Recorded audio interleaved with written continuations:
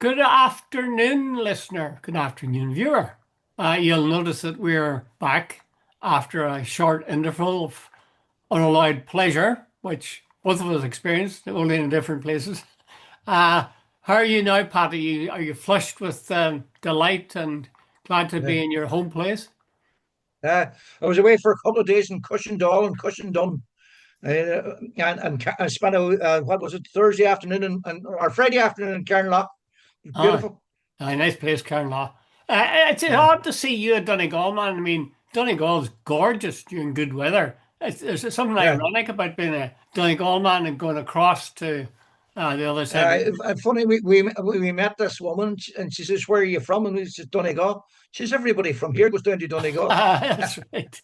That's right. Yeah, Yeah. you'd have been fighting the traffic or meeting the traffic as you went. Uh, Okay, well, this is all very well. Us talking about sunshine and Cushendall. Donald Trump has better plans for the world.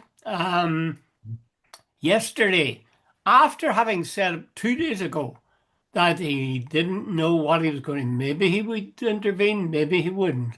Uh, he'd definitely make up his mind inside 2 weeks.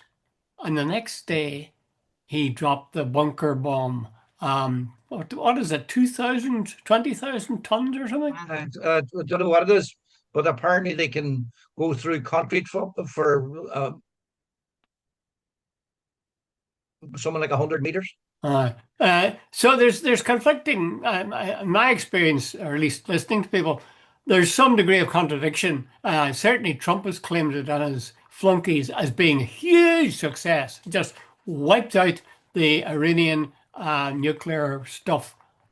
Others are saying you don't know that he mightn't have got that sufficiently deep with that bunker bomb, even, and also that I mean, Iran are probably likely to have seen this coming, in which case they Yeah. probably set up other nuclear sites in a different place. What do you think of that as a policy of Trump to intervene on the side of Israel, obviously, because they started the attacks on Iran? What are your thoughts on it? Dude, I am now firmly of the opinion, and I think a lot of people, that the axis of evil in this world is America and Israel. Hmm. They are on the brink of starting World War III because it could escalate very rapidly. Apparently, I don't know how true it is, but there's a friend, excuse me, a friend of mine is saying that there are planes landing regularly in Iran from Russia and China. Now, what they're doing, I just don't know. The second thing is someone suggested that the Iranians could borrow a nuclear bomb from either China or Russia or whatever. Uh, I loved the absolute stupidity of J.D. Vance, the propaganda. He said, "We are not at war with the Iranian people. We're at war with Iran's nuclear policy, our program." Now, do you hear tomorrow morning, if Russia had bombed American nuclear facilities, would you, as an American, though you're not, would you buy that as, hey, the Russians did not attack us? It's such stupidity. But anyway, Jude, the bottom line of it all, as far as I can see, is Israel now controls American foreign policy. Jude, there was no reason for this.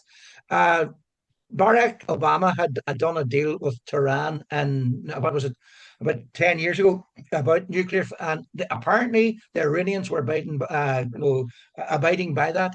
Uh, that was when Trump came into office, he scrapped that agreement, and now look where we are. And the only reason he scrapped it was because it was Obama's a policy, and he said, "Obama's stupid. I'll do a much better deal." A much better deal is now a war. Mm. Appalling, absolutely. I think it's unbelievably dense. It takes my breath away. We all remember Iraq, where they went into the Yeah. wrong country and invaded it. Total shambles. Very, very bad for America.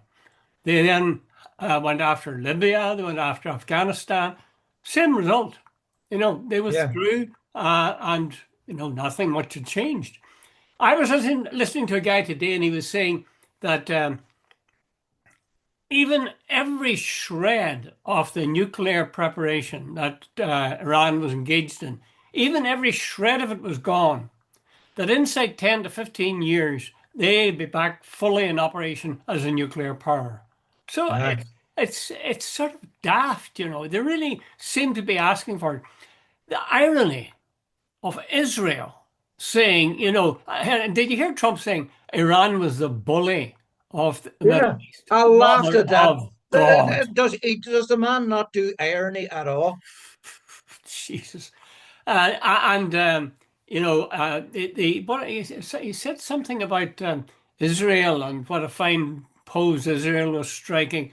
Uh, it's just there's no angle you can come at this. There's some things you know you can say, well, by and large, this is a bad thing, but these possibilities, this and this. With this thing, I can't think of a single good thing to be said for it. Every way you look at it, it's bad. Yet they've Yeah. hammered into it, no bother. And I mean, Trump hasn't even thought through what's he going to do now? Is he going to not put boots on the ground? Is he going to put boots on the ground? If he doesn't put boots on the ground, is he going to allow Israel to keep on bombing? Is he going to allow Israel to try to put settlements into Iran?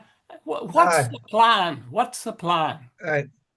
Yeah, Jude, there's about what 92 million people in Iran. I don't think the Americans have a clue how they're going to deal with it. I can't even remember the Fox News, a former Tucker Carlson, that's his name, interviewed Marco Rubio, who's the so-called one of the hawks in Trump's cabinet.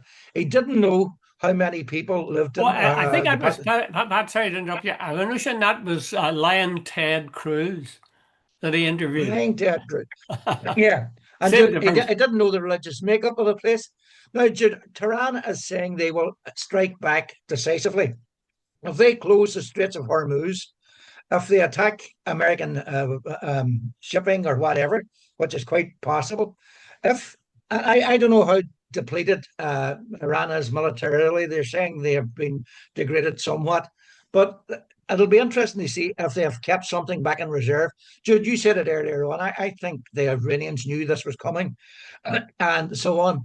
And I presume they held something back in reserve. And I also presume they have a strategy lined up. And you sort of go, where's all this? Jude, I think Trump didn't know what to do for a while, but he saw when the Iranians attacked, or sorry, when Israel attacked Iran and blew up certain things, I think he said, oh, wait a minute. And they killed several generals and so on. He thought, oh, Iran is weak now. I could have an easy victory here, and I could prove, fist pump and all the Probably rest what of it. he's done. Dude, I thought the tone, the triumphalist tone after their raids was disgusting. I thought it was, to see Trump and Netanyahu come on and talk about, peace through strength. They are absolute. I think the evil twins of our day. By the way, and to digress for just 10 seconds, I saw an interview in Sky this morning. Navalny, the Israeli ambassador, she was on Sky, and Jude, she was given the easiest grade of an interview you'll ever come across. Every time the interviewer asked her a question, blame Hamas, blame Hamas, blame Hamas, and she got away with it. Jude, some of the morons now interviewed. No wonder the British people are easily fooled by Starmer saying we will. This is our ally. Israel is a nasty, vindictive, barbaric little nation which has killed possibly 60,000 people, and America is backing up. Jude, when the Security Council votes 14 to 1, the rest of the world isn't buying Israel as the good guy. Do you believe Iran when they say that they're going to make the US pay for this? Dude, I don't know what's left. At one stage, they had the Houthis, they had Hamas, they had Hezbollah.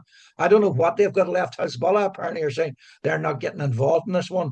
Now the Houthis are saying they're going to close. They're going to start firing at ships again and so on. Now whether they do or don't, I just don't know.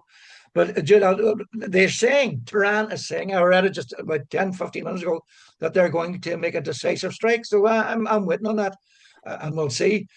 But Jude, it's going to be very interesting because if they close the Straits of Hormuz, 20% of the world's oil goes through there.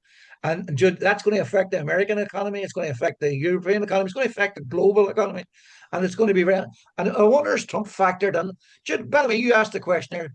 What do they do with 92 million Iranians? Yeah, they'll do nothing with them because they can't do anything with them. Um, I was listening to a guy talking, and he talked a lot of sense. He said the Americans have done something vile to the Iranians. The Iranians are very long-term, they're a bit like Republicans, long-term strategy. And the Americans, both in terms of troops all around the Middle East, troops in Europe, and then, of course, civilians all over the place, tourists, God knows what, and there's America as well. He was saying there's every chance that these guys will begin to mount what would be termed, which is nonsense in my opinion, terrorist atrocities. They'll blow people up. They'll. I mean, if you really have got the sitting ducks, if all these Americans have got bases right, left, and centre throughout the Middle East and through Europe, they're going. There's bound to get them eventually if they want to, and I Yeah. suspect they'll do that. Another thing they raised was, and it made me think of that series, The Americans, was that there's nobody to say there aren't some Iranians, and I would be very surprised if there wasn't, sleepers in the US. And these Mm. guys could come to light and create mayhem. I mean, Americans are exposed on so many flanks, and they think that they're somehow invincible because they've got a bigger Yeah. bomb. I'm surprised Trump didn't call the bomb my big, beautiful bomb. Um, Uh, before he dropped it on them. But I'm telling you now, I'm convinced that America will rue the day that this has happened. I think that I don't think the Iranians will be stupid enough to try to take them on face to face. I think they'll use sort of nimbleness and small attacks and continuing attacks. And I mean, think uh, how uneasy that would make Americans in the Middle East, Americans in uh, Europe, and Americans even at home. I mean, if yeah. you all it takes is about say two shopping malls to be go up in smoke, Yeah. and everybody really worried. Trump is an evil bastard, is what he is. And he's also a Mm. stupid bastard because he's doing something Mm. that he must have watched the Bushes do or Bush do and seen how disastrous it was. And yet there he is sailing in and he's going to do it. Again, there's another part of me, I wonder, is he doing it? Is it his famous distraction again? Is he It's trying to distract distraction. from at home? Uh, Because they do, yeah, they do. it's by the way, Jude, have you noticed his tariffs have fallen off? Fallen off a cliff. He's only done two deals, and apparently he said he doesn't need to pursue it any further. Type thing, right? That's the first thing. Secondly, he's underwater economically. The ice activities have absolutely gone down very badly, even with his own supporters. It's 50-50. Jude, you'd think if MAGA would, if ICE, that he sort of campaigned on getting illegal immigrants out, that there'd be about 90% support. The tactics of ICE are not playing well. But the other thing is, Jude, Trump has discarded sort of all tenets of sort of what Western democracy. He didn't go to the Congress to get whatever. He has no backing whatever from anybody else. There's a guy, Republican in Kentucky, Thomas Massey, I think's his name, has already come out and said this is totally unconstitutional. This is a MAGA guy, and so on. You know, another thing about it is the Americans don't seem to have they don't want to be part anymore of the International Criminal Court. They don't want to be part of the International Court of Justice. They don't want to be part of the UN. Like in other words, they have all the old things that sort of were solid in the word for the Western, and the Western world could claim a sort of moral superiority, even though that was up for discussion. That has gone totally. Dude, what they've done this last while, what Israel has done is disgusting, despicable, barbaric, and whatever other adjective you want to use. The Americans have totally backed them up. And here's one final point. I am betting, like I won't be allowed to say it, and probably won't you, neither will you, but I think there's a big shadow over America these days. I think you're going to see the emergence of China and Russia and Brazil and India because the Western world, particularly Europe, is going to have to pivot away from America. And the current JD Vance, like this is a guy, Trump, with a brain. and he's an evil sod as well. Like I don't buy for a second that he, this is a guy that seems to think that he said the reason that American foreign policy in the past didn't work was because we had dumb presidents. Like, is anybody seriously telling me that idiot, the village idiot in the White House now, is more intelligent than Barack Obama or or Bill Clinton? Well, yes, just have to have a low animal cunning, maybe, and that'd be near to it. But incidentally, I read a thing that said that only 20% of Trump's base, now we're talking about here the MAGA lot, only 20% of them Yeah. approve of the idea of being involved in foreign wars.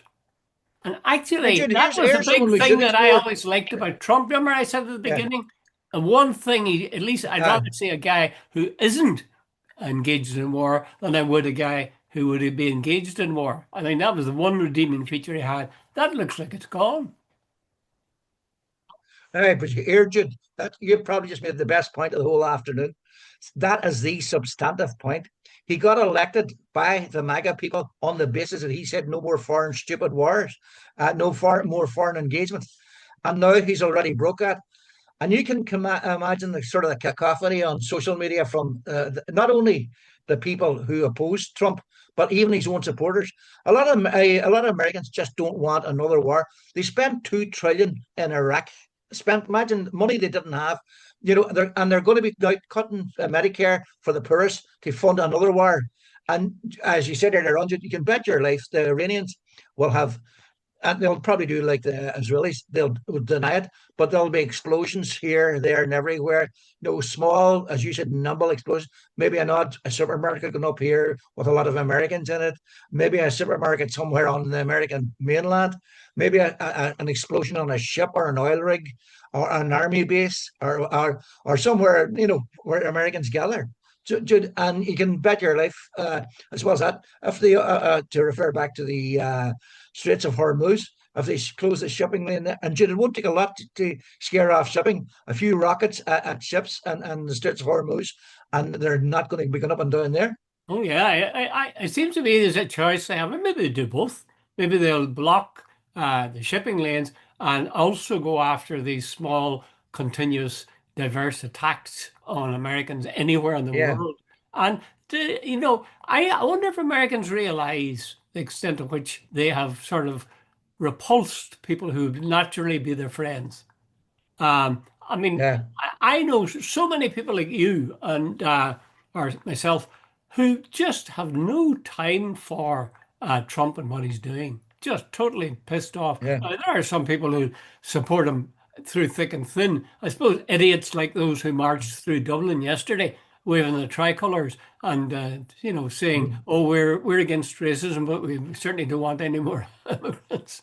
Uh, I yeah, suppose people like that might still admire him, but I think a lot of people's thinking, as you said, has moved over. I'm beginning to see India, Brazil, and even Russia and China in a different light. I really am. I'm yeah. convinced. I'm the If same. I was Chinese, why would I feel about the guys who are my enemy? Jeez, I would say, what a share of bastards. I mean, I'm looking around for some Yeah, friends here.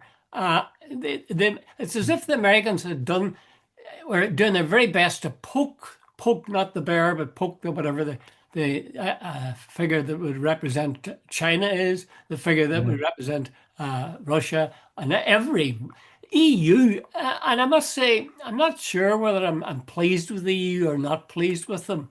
They yeah, came out with some statement, and I think it was Simon Harris who supported it. That this yeah, we really would have to, in some way express our displeasure with this terrible act of this big Buster bomb. mm, What the hell? yeah, How long yeah, do these people need to get the goddamn message? It's been going on for 2 years. yeah, There's something deeply uh, hypocritical about Simon Harris, the South's reaction, and certainly in terms of him and Micheál Martin, and the EU in uh, terms of how they're so late to the party to even say a timid little word about the uh, violence that has happened.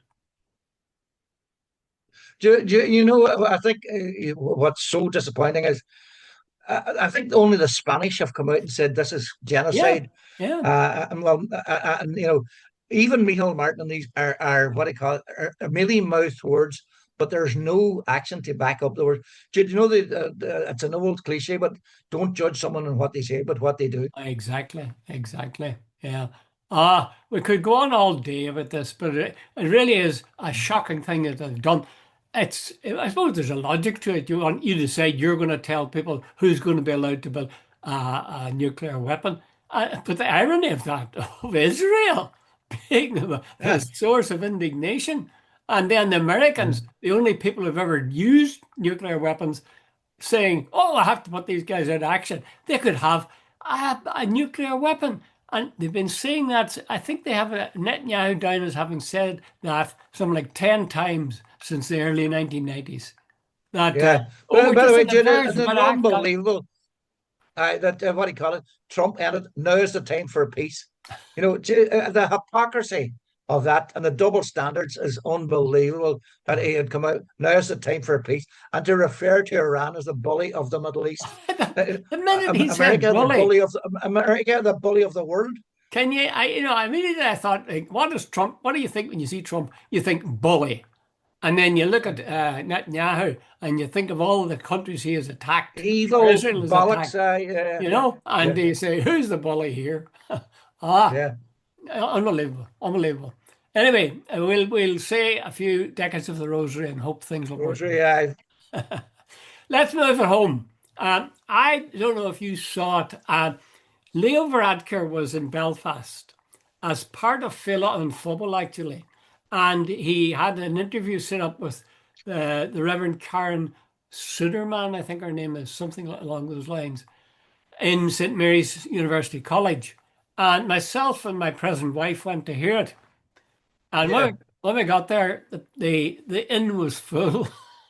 We were yeah, turned away. They said, "Oh, there's no room, no room." Okay, but you can go downstairs. So we went downstairs, and there was a whiteboard on which the proceedings, the interview, was projected, which I thought would be yeah, okay. It was rubbish. It was total rubbish for two reasons. One, well, three reasons. One, the photography or the way the camera was. The two of them were sitting on either side of a coffee table with flowers in the middle. They got a very fine shot of the back of the Reverend Karen's head. They had yeah, Leo Varadkar on the other side of the table, kind of a distant, dim figure. And, the camera stayed there, didn't move. Very, very yeah, irritating. Because you're used to cameras moving a bit and giving you the odd close up yeah. and so on. Just pissed me off. Secondly, the sound was appalling. Now, I know I'm probably getting deaf with my old age, but I would say Hey, an optimistic thing to say would be if I understood one word out of every 10, that was the most. So myself, that's my so good. present wife, Yeah, we stuck it for about half an hour and we left. Thanks be yeah, to God. I never thought I'd say this, but thanks be to God for the British Broadcasting Corporation because they did an interview using Mark Carruthers with Leo Varadkar, and it was about a united Ireland. He's here under the auspices of, I don't know whether it's Phil on Fubble or whether it's Ireland's future or with some combination of them. But he was it was a good interview with Carruthers. I've never seen Carruthers do a better one. I mean, he wasn't soft with him, but he wasn't aggressive and stupid. Um, I think Leo said things there that are for anybody who believes in a united Ireland, they must be immensely pleased. He said, for example, that the demographic factors polling, even the most recent numbers, show that a very clear majority of younger people in Northern Ireland want there to be a united Ireland. He said, what's required is a minimum of 50 plus one. Imagine yeah, a blue shirt saying that, 50 plus one. yeah. He says, of course we want a bigger number than that. Of course we want a bigger number. Mm. But that's what it is. Should we go for reconciliation before we vote? What? No, no way. He says, in that case, you'd never have a united Ireland. You've Not got at all. a democracy. Totally in for reconciliation, finding a place for British identity within the new state, all sorts of stuff. But don't allow that to hold us back. I thought it was a real big plus. Oh, the key thing I think he said. You know the way yeah, unionists are always bringing up, could they afford us? Uh, The economy will suffer. And look, here's a whole set of data that'll show you that there'll be a dip in the economy. Well, Leo tackled that right head on. He said, look, there's other studies show quite the reverse, but let's take that one that says it'll be a for 2 years, it'll be a 5% dip in GDP. He said that's yeah, equivalent to the um, that's equivalent to the expansion of a failure to expand in the economy of 25% for 2 years.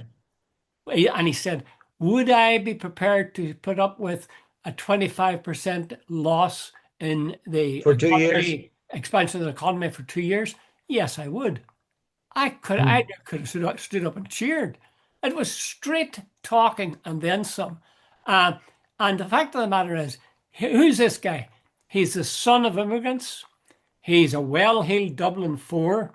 He's a doctor. He's teaching at Harvard at present. He's a blue shirt. He was Taoiseach. He was Taoiseach, and he's saying Yeah. all these things. He also said he believed in two referenda, not one but two. The first one he said, this is my view, but he said that doesn't have to be the way it'll be, but this is what I recommend. First one for people to decide yes, no to the idea of a united Ireland in broad terms.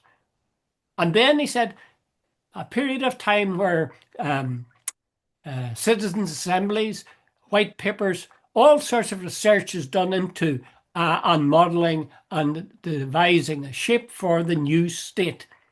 And then have a second referendum and ask people, would you accept this kind of new Ireland? So Yeah. you have for one general one and one following one. I thought I don't agree with it. I don't think I agree with it, but I think it's imaginative thinking and it's grounded thinking.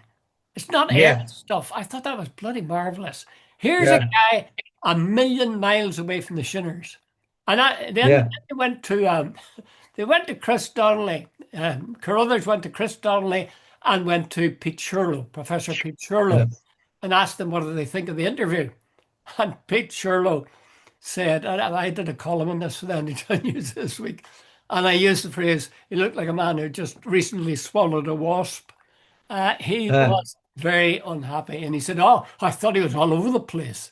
And he kept saying, "This is the man that presided as Taoiseach in the South, and the housing crisis developed, and so on." And as what has that got to Carruthers do with the pointed, United Ireland? exactly, as Carruthers said, that's not the point. We're not talking about that now. We're talking about how is he on this notion of a united Ireland. Chris Donnelly was, as usual, as clear as can be, and was saying that that had nothing to do with it, that we had to look at the facts and we had to look at things like the question of the flag, of the anthem. And again, that's what Leo was saying. Uh, he was sensible and he was, solid. I liked him. But I do think that this is really a breakthrough moment, that you have this son of immigrants who has risen up and become doctor, become Taoiseach, become Taoiseach, become the head of Fine Gael of all things, working in Harvard, and has said he wants to commit himself to this achievement. He says it's the big question of our lifetime. I agree completely with him, and I think it's fantastic. And I hope people find ways to use that. His shoulder to the wheel of United Ireland would be some investment, I'll tell you. What do you Did think? you see? I've been listening to you now and that there. It's obviously got you enthused. But here's the point. Micheál Martin has this, and it's an absolute ridiculous position. He said we have to have reconciliation in the north first. Jude, that is so blatantly ridiculous, so insane. Jude, if every time we one Protestant or one Unionist, oh, I don't want a United Ireland, we will never have a United Of Ireland. course, of course. Secondly, by the way, Leo Varadkar is, as you said, the blue shirt, and Micheál Martin is the leader of Fianna Fáil, the Republican Party. Now, Jude, that is good for a laugh. But the third thing is, I think Leo Varadkar has actually caught the zeitgeist of what's going on out there. Yeah. Jude, I think Brexit has changed the goalposts big time. You know, I think a lot of people like me and you, soft nationalists, even though I live in Donegal, I could detect that. I spent all my working life in the north.